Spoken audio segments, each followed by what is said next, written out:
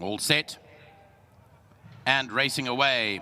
San Quintin was slow to begin at the start. Nothing serious over the trip, though, is at the back end. Head Gardner was the first one to react, with Harlem very much in contention early on. Along the inside of those is Gardner's Pride, then Euphoric. Reach for the Stars is racing a bit keenly.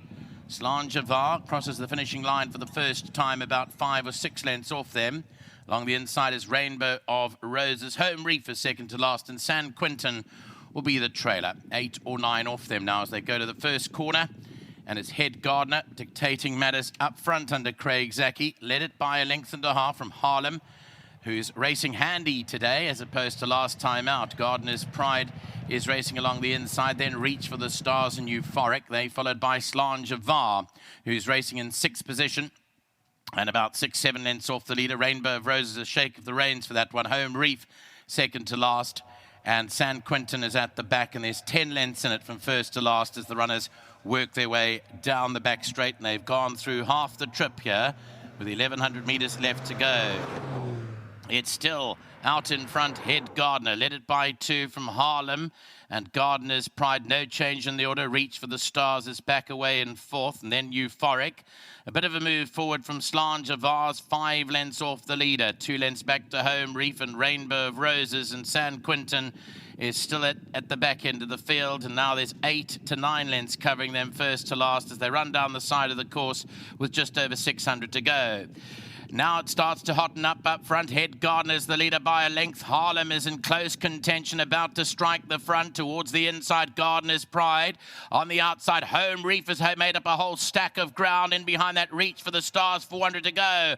Harlem, Head Gardner. Home Reef is towards the outside. Gardner's Pride is running on towards the inside. San Quintin has come from last and is running on really strongly.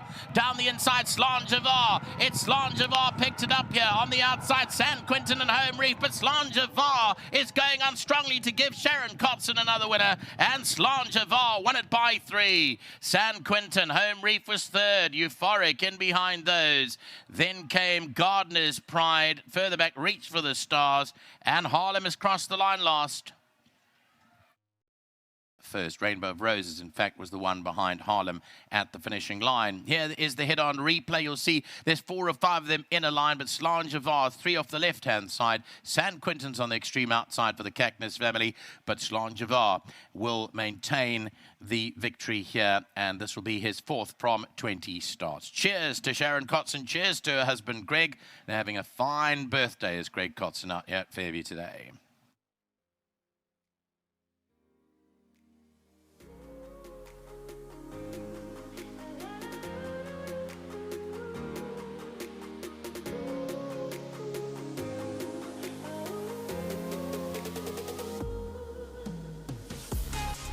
Welcome back, and another winner for the Sharon Kotson racing team this afternoon, and MK Kachedi, top rider, I thought, this afternoon. But let's talk about the horse Slainte. Yeah, this at the pull-up was still stretching and climbing beautifully. So whoever got the Tom, well done to you. Backed in from 12 to 1 to 5.5 to 1 and won so well today. With me is AK, he's collecting for Stephen. Stephen's going to get the money, and I'm sure that maybe some of his money was in the tote as well, because there was money for this winner. So well done, Stephen. World Sports Betting gives you the voucher of 1,500 Rand going your way. Thank you so much. Thank you. Let's get the man in the box. Big smiles when he came in here. And yeah, I tell you, I must give you a bit of a handshake, because I watched the replay now. And when I watched the race, you obviously see it different, but you just threw the hands the whole way. You never panicked whatsoever. And going past the finish line, I think Sharon Kotson's horse could have gone another 2 furlongs, 400 meters. That's the way I saw it. Yeah, no, he felt very good in himself. Obviously, a big thank you goes to Louis. He gave me quite a lot of confidence in well, coming into the race. He said, listen, the horse on the poly is a different horse. He's like a proper animal on the poly. So just bear in mind that he can turn it on. So even if you wait, don't worry. So coming out the gates, he actually tilted his head, and I came out a bit slow. I did the wrong thing by chasing, which is definitely not the right thing to do, but actually stretched out quite nicely, got cover, I was about midfield, and just waiting for him. And at the 1,000, he was looking to take me. I was like, okay, at least he's ready. Let me just wait and wait and wait. And as we just turned into the straight, I was actually tempted to hook him out, but I was like, no, I'd rather wait and make you run down the inside. So as soon as I just obviously started going for him, he gave it to me. He was all guts today, and he actually won a very nice race. Yeah, I've never ridden, but I mean, just the way that as he picked it up, you allowed him to do it in his own way, and there was so much more to come. I thought it was a really well-handled ride. No, thank you very much. Obviously, a big thank you has to go to Ms. Cotton and our whole team. Obviously, to Louis as well for giving me the confidence. And listen, he won a very nice race. He did all the work for me, and I'm just truly grateful to have been a pilot on him. All right, well done to you. Yeah, no, thanks a lot. And obviously, a big thank you has to go to my sponsors, Winning Form. Obviously, to Mrs. Cotton, really appreciate her support. And obviously, all goes to the other connections into the horse. Thank you very much. Very well spoken. Thank you. Well done. Tremendous. Let's get Sharon back in the winner's box again this afternoon. And this is a son of Duke of Marmalade. They love the Polly. And this is a perfect example of a horse that loves the Polly. Sharon, well done to you. Enjoys course and distance, kicked the gate last time badly, and you still said to Nadine, maybe draw a line through that run. Yes, once he kicked the gates, he didn't really put his best in. He didn't run. He ran an average race, but it really wasn't himself, and that was why I said things went wrong in the last run, so you can put a line through it. Yeah.